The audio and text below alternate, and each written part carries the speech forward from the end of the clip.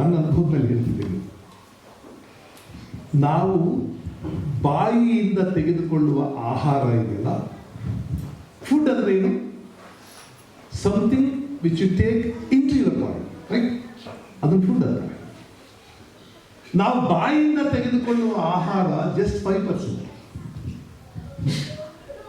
ಕಣ್ಣಿಂದ ತೆಗೆದುಕೊಳ್ಳುವ ಆಹಾರ ಒಂದಿದೆ ಅಲ್ಲ, ಬಾಯಿಂದ ತಗೊಳ್ಳೋದನ್ನ ಏನ್ ತಗೋಬೇಕು ಅಂತ ಯೋಚನೆ ಮಾಡ್ತೀವಿ, ಏನ್ ತಿನ್ಬೇಕು ಅಂತ ಯೋಚನೆ ಮಾಡ್ತೀವಿ. ಕಣ್ಣಿಂದ ಏನ್ ನೋಡ್ಬೇಕು ಅಂತ ಯೋಚನೆ ಮಾಡಲ್ಲ. ಕನ್ನಡದಲ್ಲಿ ಒಂದು ಒಳ್ಳೆ ಮಾತಿದೆ, ಕಣ್ಣು ತೆರೆದರೆ ಸಾಲದು, ನೋಡುವುದನ್ನು ಕಲಿಯಬೇಕು. ಕಣ್ಬಿಟ್ರೆ ಏನೇನೋ ಕಾಣಿಸುತ್ತೆ, ಬೇಕಾದ್ದು ಬೇಡವಾದ್ದೆಲ್ಲ ಕಾಣಿಸುತ್ತೆ. You have what to decide what to see and what not to see. ಯಾವ್ದನ್ನ ನೋಡ್ಬೇಕು, ಯಾವ್ದನ್ನ ನೋಡಬಾರ್ದು ನಾವು ಡಿಸೈಡ್ ಮಾಡಬೇಕು. ಇಲ್ಲ ಎಲ್ಲವೂ ಕಾಣಿಸುತ್ತೆ. ನಮ್ಮ ಹತ್ರ ಒಂದು ಸ್ಮಾರ್ಟ್ ಫೋನ್ ಇದೆ, ತೆಗೆದ್ರೆ ಏನೇನೋ ಕಾಣಿಸುತ್ತೆ. ನೀವು ಡಿಸೈಡ್ ಮಾಡಬೇಕು ಏನ್ ನೋಡ್ಬೇಕು, ಏನ್ ನೋಡಬಾರ್ದು ಅಂತ. ಕಣ್ಣು ತೆರೆದರೆ ಸಾಲದು, ನೋಡುವುದನ್ನು ಕಲಿಯಬೇಕು. ಆದ್ರಿಂದ ಕಣ್ಣಿಂದ ತಗೊಳ್ಳೋ ಆಹಾರ ಇದೆಯಲ್ಲ, ಬಹಳ ಇಂಪಾರ್ಟೆಂಟ್. ನಾವು ಆರೋಗ್ಯವಾಗಿರಬೇಕು. ಕಿವಿಯಿಂದ ತಗೊಳ್ಳೋ ಆರೋಗ್ಯ ಇದೆ. ಕೆಲವು ಮ್ಯೂಸಿಷಿಯನ್ಸ್ ಇಲ್ಲಿ ಹಾಡಿದ್ರು, ನಮ್ಮಲ್ಲೊಂದಷ್ಟು ಜನ ಮಾತಾಡ್ತಿದ್ರು. ಮ್ಯೂಸಿಕ್ಗೆ ನಮ್ಮ ಕಿವಿ ಒಗ್ಗಿಲ್ದೇ ಇದ್ರೆ ನಮ್ಗೆ ಅದು ರುಚಿನೇ ಆಗಲ್ಲ. ಈಗ ಯಾವುದೋ ಒಂದು ಸ್ವರ ತಪ್ಪು ಹಾಡಿದ್ರೆ ನಮ್ಮ ಕಿವಿ ಗುರುತಿಸಕ್ಕಾಗಲ್ಲ. ಯಾಕೆಂದ್ರೆ ಕಿವಿಗೆ ಅಷ್ಟೆಲ್ಲ ಎಜುಕೇಟ್ ಮಾಡಲ್ಲ ನಾವು. ನಾಲ್ಗೆ ಎಜುಕೇಟ್ ಮಾಡ್ತೀವಿ. ಇದು ಯಾಕೆ ಸ್ವಲ್ಪ ಉಪ್ಪು ಜಾಸ್ತಿ ಅಂತ, ಇದು ಕೊಂಚ ಮಸಾಲೆ ಜಾಸ್ತಿ ಇರ್ತವೆ, ಸ್ವಲ್ಪ ಲವಂಗ ಜಾಸ್ತಿ ಹಾಕಿದ್ರು ನೋಡಿ ಅಂತೀವಿ. ನಾಲ್ಗೆ ಎಜುಕೇಟ್ ಮಾಡಿದ್ದೀವಿ, ಕಿವಿಗೆ ಎಜುಕೇಟ್ ಮಾಡಿಲ್ಲ. ಯಾಕೋ ನಿಮ್ಮ ಲ್ಯಾಂಡಿಂಗ್ ನೋಟ್ ಸರಿ ಹೋಗ್ಲಿಲ್ಲ ಅಲ್ವಾ, ಸರಿಯಾಗಿ ಲ್ಯಾಂಡ್ ಆಗಲಿಲ್ಲ ಅಂತ ಕೇಳಲ್ಲ ನಾವು. ಯಾಕೆಂದ್ರೆ ಕಿವಿನ ಎಜುಕೇಟ್ ಮಾಡಿಲ್ಲ. ಅದಕ್ಕೆ ಕಿವಿ ತೆರೆದರೆ ಸಾಲದು, ಕೇಳುವುದನ್ನು ಕಲಿಯಬೇಕು. ಕಣ್ಣನ್ನ ನೀವು ನೋಡೋದು ಬೇಡ ಅಂದ್ರೆ ಕಣ್ಣು ಮುಚ್ಕೋಬಹುದು. ಐಲಿಡ್ಸ್ ಇದೆ, ಕಿವಿಗೆ ಏನೂ ಇಲ್ಲ, ಇದು ಓಪನ್ ಇರುತ್ತೆ. ಕಿವಿ ಮುಚ್ಕೊಳ್ಳೋಕ್ಕಾಗಲ್ಲ, ನೀವು ಕೈಯಾಗಿ ಮುಚ್ಕೋಬೇಕು. ಕಿವಿ ಸುಮ್ಮನೆ ತೆಗೆದ್ರೆ ಎಲ್ಲರೂ ಕೇಳಿಸ್ತದೆ. ಆದ್ರೆ any sane man will decide what to listen to. ಏನನ್ನು ಕೇಳಬೇಕು ಅಂತ ಮನುಷ್ಯ ಡಿಸೈಡ್ ಮಾಡಬೇಕು. ನಮ್ಮ ಮಕ್ಕಳಿಗೆ ಎಜುಕೇಟ್ ಮಾಡಬೇಕಾಗಿರೋದು ಅದೇ, ಏನನ್ನು ನೋಡಬೇಕು, ಏನನ್ನು ಕೇಳಬೇಕು, ಬಹಳ ಇಂಪಾರ್ಟೆಂಟ್. ಈಗ ತುಂಬಾ ಸಿಗ್ತಾ ಇದೆ, ಕಣ್ಣಿಗೆ ಕಿವಿಗೆ ಏನೇನೋ ಸಿಗ್ತಾ ಇದೆ. ಬಟ್ ನಮ್ದೊಂದು ವಿಸ್ಡಮ್ ಅಂತ ಇದೆ, ವಿವೇಕ ಅಂತಿದೆ. ಯಾವ್ದನ್ನು ತಗೋಬೇಕು, ಯಾವ್ದನ್ನು ತಗೋಬಾರ್ದು ಅಂತ ಅದು ಡಿಸೈಡ್ ಮಾಡಬೇಕು.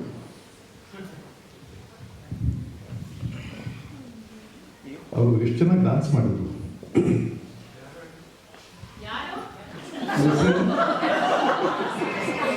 ಹೆಸರೇನು? ಅನಾಶ್. ಈ ಯಾರು ಅಂದವ್ರು ಯಾರು?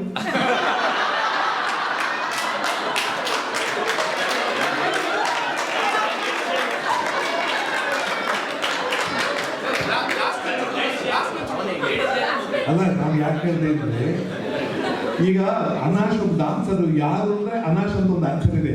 ಈ ಸೆಂಟ್ರಲ್ ಲಿಸ್ಟ್ ಯಾರು ಅಂತಾರಲ್ಲ, ಅದು ಆನ್ಸರ್ ಇದೆ. ಈ ತರ ಕ್ವಶನ್ ಕೇಳಿದ್ರಲ್ಲ, ಅವ್ರು ಯಾರು ಅಲ್ಲ, ಯಾರೋ. ಆದ್ರೆ ಡಾನ್ಸ್ ಮಾಡಿದವ್ರನ್ನ ಹಾಡಿದವ್ರನ್ನ ಯಾರೋ ಅನ್ನಕ್ಕಾಗಲ್ಲ. ಈ ಸಮನ್ ರೈಟ್. ಓಕೆ, ಈಗ ಅವ್ರು ಮಾಡಿದ್ರಲ್ಲ, ಅದೊಂದು ಭಾಷೆ, ಅದೊಂದು ಲ್ಯಾಂಗ್ವೇಜ್. ಆ ಪ್ರತಿ ಮುದ್ರೆಗೂ ಪ್ರತಿ ಲಾಸ್ಯಕ್ಕೂ ಒಂದು ಅರ್ಥ ಇದೆ. ಕೆಲವು ಸಲ ಅರ್ಥ ಇರೋದಿಲ್ಲ, ಒಂದು ಭಾವ ಇದೆ. ನಿಮ್ಗೆ ಅರ್ಥನೇ ಆಗಲ್ಲ, but you can enjoy that. ನಮಗೆ ಅದಕ್ಕೆ ಸಂಬಂಧಪಟ್ಟ ಟ್ರೈನಿಂಗ್ ಇಲ್ಲದೆ ಇದ್ರೆ ನಮ್ಗೆ ಎಕ್ಸರ್ಸೈಸ್, ಅದು ಸರ್ಕಸ್ ಅಷ್ಟೇ. ಡಾನ್ಸ್ ಸರ್ಕಸ್ ನಮ್ಗೆ ಗೊತ್ತಾದ್ರೆ ಅದರಿಂದ ಆಚೆಗೆ ಅದು ಇನ್ನೇನೋ ಕಮ್ಯುನಿಕೇಟ್ ಮಾಡುತ್ತೆ. ನಾವು ಫ್ರೆಂಚ್ ಅಂಡ್ ಲ್ಯಾಟಿನ್ ಅಂತೀವಲ್ಲ, ಗ್ರೀಕ್ ಅಂಡ್ ಲ್ಯಾಟಿನ್ ಅಂತೀವಲ್ಲ, Greek and Latin, French and Latin ಅಂತ ಯಾಕಂತೀವಿ ಅಂದ್ರೆ ಆ ಭಾಷೆ ನಮ್ಗೆ ಏನು ಗೊತ್ತಾಗದೆ ಇದ್ರೆ ಅದು ಸುಮ್ಮನೆ ಏನೋ ಮಾತಾಡ್ತಿದ್ದಾರೆ. ಇಲ್ಲ, ಯಾರಿಗೋ ಕಿವಿ ಕೇಳಿಸ್ತಿರ್ಲಿಲ್ಲ, ಕಿವಿ ಕೇಳಿಸ್ತಿರ್ಲಿಲ್ಲ ಅಂದ್ರೆ ದಬಾಂಗಿಗಳು ಏನು ಕೇಳಿಸ್ತಿರ್ಲಿಲ್ಲ. ಟ್ರೈನಲ್ಲಿ ಕೂತಿದ್ರು, ಕಿವಿ ಚೂರು ಕೇಳಿಸ್ತಿರ್ಲಿಲ್ಲ. ಎದುರುಗಡೆ ಯಾರಲ್ಲ ಕಿವಿ ಕಲಗಿದ್ದಿಲ್ಲ. ಇವ್ನು ಹಿಂಗೆ ನೋಡ್ತಿದ್ದ, ಏನೋ ಮಾತಾಡ್ತಾನೆ, ಕೇಳಿಸ್ತಾ ಇಲ್ಲ. ಆಮೇಲೆ ಇಳಿದು ಹೋಗುವಾಗ ಹೇಳ್ದ, ಅಪ್ಪ ಉದ್ದಕ್ಕೂ ಏನೋ ಮಾತಾಡ್ಕೊಂಡು ಬಂದ್ರಿ, ಸಾರಿ ನಂಗೇನು ಕೇಳ್ತಿಲ್ಲ, ಕಿವಿ ಕೇಳಿಸಲ್ಲ ಅಂತ. ಅವನೇನು ಮಾತಾಡಿಲ್ಲ. ಎಷ್ಟೋ ಸಲ ನಮ್ಗೆ ಆ ಲ್ಯಾಂಗ್ವೇಜ್ ಗೊತ್ತಿಲ್ಲದೆ ಇದ್ರೆ ಕಿವಿ ಕೇಳಿಸ್ತಾ ಇರೋ ಮುಂದೆ ಚೂಯಿಂಗ್ ಹೋಗ್ದಂಗೆ ಆಗುತ್ತೆ. ಬಟ್ ನಾವು ಎಕ್ವಿಪ್ ಆಗಬೇಕು. ಒಳ್ಳೇದನ್ನು ನೋಡೋದಕ್ಕೆ, ಒಳ್ಳೇದನ್ನು ಕೇಳೋದಕ್ಕೆ ನಮ್ಮ ಇಂದ್ರಿಯಗಳು ಎಕ್ವಿಪ್ ಆಗಬೇಕು. ಇರಲಿ. ಸೊ ಮೊದಲನೇ ಫಿಸಿಕಲ್ ಹೆಲ್ತ್ ಸರಿಯಾಗಿ ಇಟ್ಕೋಬೇಕು. ಆಹಾರವನ್ನು ನಾವು ಬಾಯಿ ಮುಖಾಂತರ ಮಾತ್ರ ತಗೊಳ್ಳಿಲ್ಲ, ಕಣ್ಣು, ಕಿವಿ ಎಲ್ಲದರ ಮುಖಾಂತರ ತಗೊಳ್ಬೇಕು.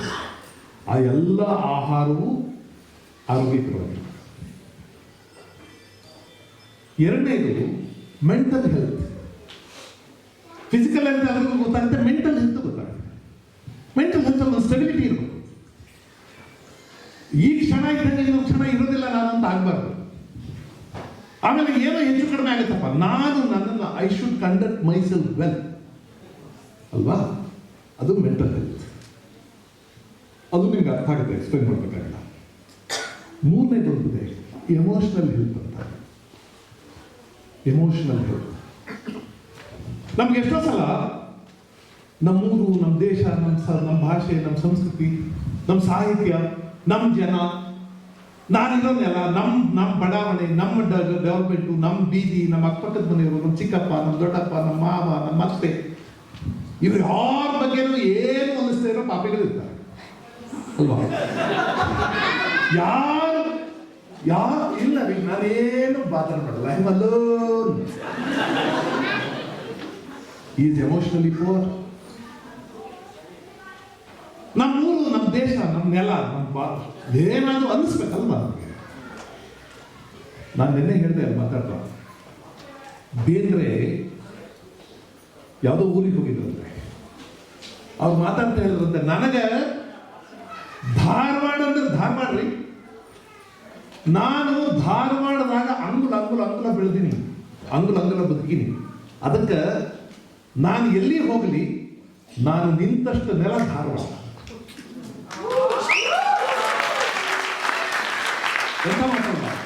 ಅದಕ್ಕೆ ನೆನ್ನೆನೂ ನಾನು ಹೇಳಿದೆ, ನೀವಿರುವಷ್ಟು ನೆಲ ಕರ್ನಾಟಕ ಆಗಿದೆ. ಏನು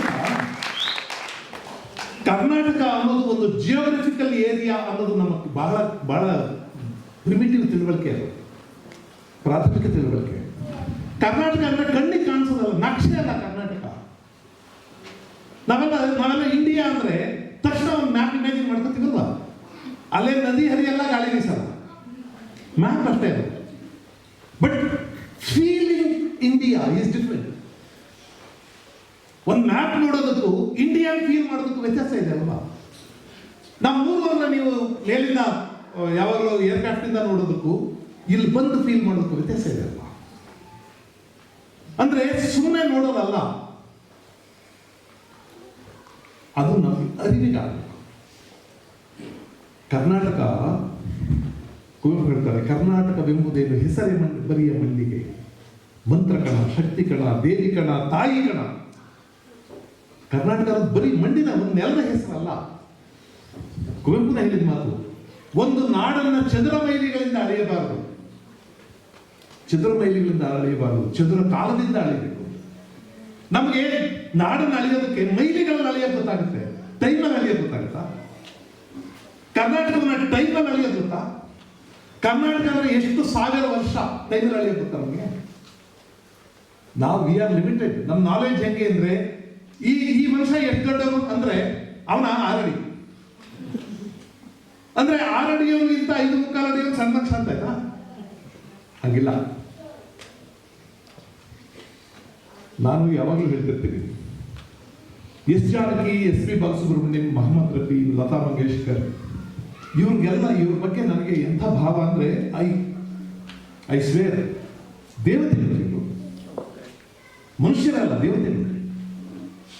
ಒಂದು ನಾಡು ಇಂಥವ್ರು ಪಡ್ಕೋಬೇಕಾದ್ರೆ ಬಹಳ ಕಾಲ ತಪಸ್ ಮಾಡಿ ಮಾಡಿ ಮಾಡಿ ಮಾಡಿ ಮಾಡಿ ಹುಟ್ಟಿಸ್ಕೋಬೇಕು. ಅಲ್ಲಲ್ಲೆಲ್ಲ ಹುಟ್ಬಿಡೋದಿಲ್ಲ, ನಮ್ಮಂತ ಹುಡ್ತಾರೆ ಇರ್ಬೇಕಾದ್ರೆ. ಎಸ್ ಪಿ ಬಾಲಸುಬ್ರಹ್ಮಣ್ಯಂ ಎಲ್ಲ ಹುಟ್ಬಿಡೋದಿಲ್ಲ. ಒಂದು ನಾಡು ಬಹಳ ಕಾಲ ಕಾಯ್ಬೇಕು. ಎಸ್ ಜಾನಕಿ ಹಂಗೆ ಹುಟ್ಟೋದಿಲ್ಲ, ಲತಾ ಮಂಗೇಶ್ಕರ್ ಹಂಗೆ ಹುಟ್ಟೋದಿಲ್ಲ, ಎಸ್ ಪಿ ಬಾಲಸುಬ್ರಹ್ಮಣ್ಯಂ ಇವರು ಪಿ ಬಿ ಶ್ರೀನಿವಾಸ್ ಹಂಗೆ ಹುಟ್ಟೋದಿಲ್ಲ, ರಾಜ್ಕುಮಾರ್ ಹಂಗೆ ಹುಟ್ಟೋದಿಲ್ಲ.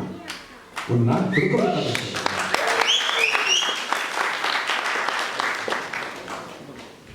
ಎಸ್ ಪಿ ಬಾಲಸುಬ್ರಹ್ಮಣ್ಯಂ ಒಂದ್ಸಲ ನಮ್ಗೆ ಹೇಳಿದ್ರು, ನಾನು 45,000 ಹಾಡು ಹಾಡಿದ್ದೀನಿ. 45,000 ಹಾಡು ಹಾಡಿದ್ದಾರೆ. ಮೊಹಮ್ಮದ್ ರಫಿ 5,500 ಹಾಡು ಹಾಡಿದ್ದಾರೆ.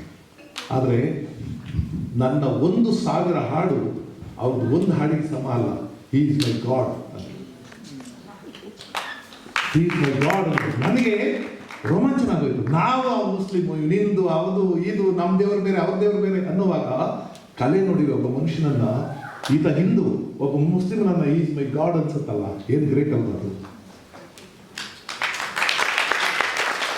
ಎಷ್ಟು ಜನಕ್ಕೆ ಅವ್ರು ಸ್ಕೂಲಿಂಗ್ ಆಗಿಲ್ಲ, 8ನೇ ಕ್ಲಾಸ್ ಓದಿಲ್ಲ, ಅವರು 7ನೇ ಕ್ಲಾಸ್ ಓದಿಲ್ಲ. ಆ ಮಹಾತಾಯಿ 57,000 ಹಾಡಿದ್ದಾರೆ. ಒಂದು ಜೀವಮಾನದ ಅವಧಿಯಲ್ಲಿ 56,000 ಹಾಡು, 56,000 ಹಾಡು 17 ಭಾಷೆಗಳಲ್ಲಿ. 17 ಭಾಷೆಗಳಲ್ಲಿ 56,000 ಹಾಡುಗಳನ್ನ ಹಾಡಿದ್ದಾರೆ. ನಾನು ಯಾರು ಹೇಳ್ತಾ ಇದ್ದೆ, ಏನು ಅಮೇಜಿಂಗ್ ಅಲ್ಲ.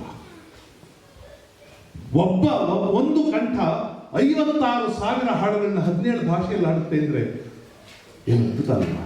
ಅವ್ನು 2 PhD ನಮ್ಮ ಫ್ರೆಂಡ್ ಅವನಂದ 56,000 ಹಾಡು, ಒಂದು ಹಾಡು 10,000 ಆದ್ರೂ ಎಷ್ಟು ದುಡ್ಡಾಗಿತ್ತು. ನಾನು ಹೇಳಿದೆ all mediocre measures like this. ನಮ್ಮ ಮೆಜರ್ ಎಷ್ಟು ದುಡ್ಡು ಅಂತ. ಕರ್ನಾಟಕ ಅನ್ನೋದು ಎಷ್ಟು ಅಗಲ ಅಂತ ನಮ್ಮ ಮೆಜರ್ ಅಷ್ಟೇ. ಎಷ್ಟು ಜನಸಂಖ್ಯೆ ಇಂಗ್ಲೆಂಡ್ ಎಷ್ಟು, ಕರ್ನಾಟಕದ ಎಷ್ಟು ಅಷ್ಟೇನಾ? ಕರ್ನಾಟಕ ನಾಳೆಯೋದು ಅಷ್ಟೇನಾ? You will have to feel Karnataka, you will have to feel Kannada. You don't have to see. Kannada ನೋಡೋದಲ್ಲ, ಕನ್ನಡ ಫೀಲ್ ಮಾಡೋದು. ಅದಕ್ಕೆ ನಿಮ್ಮ ಎಲ್ಲ ಭಾವನೆಗಳು, ನಿಮ್ಮ ಸ್ಮೃತಿಗಳು, ನಿಮ್ಮ ನೆನಪುಗಳೆಲ್ಲ ಕರ್ನಾಟಕದವೇ. ನೀವೇನೇ ಡ್ರೆಸ್ ಹಾಕಲಿ, ಎಂಥದ್ದೇ ಸೂಟ್ ಹಾಕಲಿ, ಏನೇ ಟೈ ಕಟ್ಕೊಳ್ಳಿ, ಗಿಂಡದ ಅಯ್ಯಪ್ಪ ಅಂತ ಇರೋದು.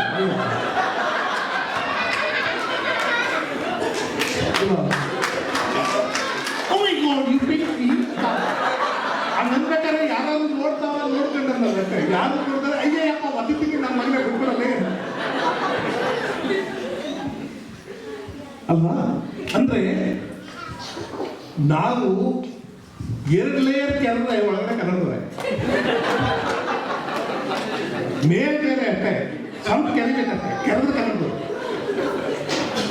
ಸೊ ಅದರಿಂದ ಈ ಔಟರ್ ಲೇಯರ್ ಇದೆಯಲ್ಲ, ಔಟರ್ ಲೇಯರ್ ಬಗ್ಗೆ ನಾನೇನು ಹೆಚ್ಚು ಮಾತಾಡೋದು ಬೇಡ. ಅದು ವೇಷ ಅಷ್ಟೇ, ಕಾಸ್ಟ್ಯೂಮ್ ಯಾವ್ಯಾವ ಬೇಕು ಅದನ್ನು ಹಾಕೋತೀವಿ. ಬಟ್ ವಾಟ್ ಯು ಆರ್ ಇಂಟ್ರೆನ್ಸಿಕಲಿ ಒಳಗೆ ನಿಮ್ಮ ನ್ಯಾಯ ಅನ್ಯಾಯ ವಿವೇಚನೆ, ನೀವು ಒಳ್ಳೆಯದು ಕೆಟ್ಟದ್ದು, ಸರಿ ತಪ್ಪು, ಪಾಪ ಪುಣ್ಯ ಇವೆಲ್ಲ ಬಂದದ್ದು ಕನ್ನಡ ನಾಡಿಂದ, ಇಂಗ್ಲೆಂಡಿಂದ ಅಲ್ಲ. ನೀವು ಯಾವ್ದನ್ನ ಸರಿ ಯಾವ್ದನ್ನ ತಪ್ಪು ಅಂತೀರಲ್ಲ, ಅದೇ ಹೇಳ್ಕೊಟ್ಟವ್ರ ಅಪ್ಪ ಅಮ್ಮ, ಅದೇ ಹೇಳ್ಕೊಟ್ಟಿದ್ದು ಯಾವುದೋ ಪುಸ್ತಕ ಗೋವಿನಾಡು, ಅದೇ ಹೇಳ್ಕೊಟ್ಟಿದ್ದು ಕುಮಾರವ್ಯಾಸ ಭಾರತ, ಅದನ್ನ ಹೇಳ್ಕೊಟ್ಟಿದ್ದು ರಾಮಾಯಣ, ಅದನ್ನ ಹೇಳ್ಕೊಟ್ಟಿದ್ದು ಮಹಾಭಾರತ. ಅದೆಲ್ಲವೂ ನಿಮ್ಮ ಇಂಟ್ರೆನ್ಸಿಕ್ ಪರ್ಸನಾಲಿಟಿ. ಈ ಹೊರಗಡೆ ಸುಟ್ಟು ಬುಟ್ಟು ಇವೆಲ್ಲ ಹೊರಗಿನ ಹೊಟ್ಟೆಪಾಡಿಗೆ. ಅದರಿಂದ ನೀವು ನಿಂತಷ್ಟು ನೆಲ ಕರ್ನಾಟಕ, ಮತ್ತು ನೀವೆಲ್ಲಿದ್ದೀರೋ ಅದು ಕರ್ನಾಟಕ. ನನಗೆ ಈಗ ನಾನೆಲ್ಲಿದ್ರೆ ನಾನು ನಿಂತಷ್ಟು ನೆಲ ಕರ್ನಾಟಕವೇ. ಇದು ಫಿಸಿಕಲಿ ಅಥವಾ ಜಿಯೋಗ್ರಫಿಕಲಿ ಇದ್ಯಾವುದೋ ಸೋಲಿಹಲ್ ಅನ್ನೋದು ಒಂದು ಊರು, ಇದ್ಯಾವುದೋ ಇಂಗ್ಲೆಂಡಿನ ಒಂದು ಊರಲ್ಲಿ ಇರಬಹುದು. ಆದ್ರೆ ನಾವೆಲ್ಲಿದ್ಮೇಲೆ ಕರ್ನಾಟಕ. ಅದರಿಂದ ಈ ಎಮೋಷನ್ಸ್ ಇಲ್ಲದೆ ಹೋದ್ರೆ ಮನುಷ್ಯನಿಗೆ ಮನುಷ್ಯ ಎಮೋಷನಲಿ ಹೆಲ್ತಿ ಆಗಿರ್ಬೇಕು ಅಂತಾರೆ. 3 ವಿಷಯ ಹೇಳ್ತಾರೆ. ಒಂದು physical health, mental health, emotional health. ಇನ್ನೊಂದಿದೆ, ನಾನು ಚೆನ್ನಾಗಿ ಹೇಳ್ಬೇಕು, ಸೊಸೈಟಲ್ ಹೆಲ್ತ್ ಅಂತಾರೆ. ಇಂಗ್ಲೆಂಡ್ ಆ ವಿಷಯದಲ್ಲಿ ಪರವಾಗಿಲ್ಲ. ಕನ್ನಡದವರು ಇಂಡಿಯನ್ಸ್ ಬಹಳ ದೂರ ಹೋಗ್ಬೇಕಿಲ್ಲ.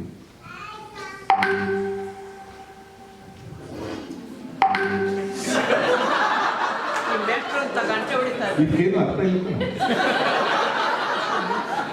ಇನ್ನು ಪೀರಿಯಡ್ ಮುಗ್ದಿಲ್ಲ. ಅಲ್ಲ ಈಗ ನಾನು ನಿಲ್ಲಿಸ್ಬೇಕು ಅನ್ನೋರು ಈ ಮಾತಾಡಿದ್ರೆ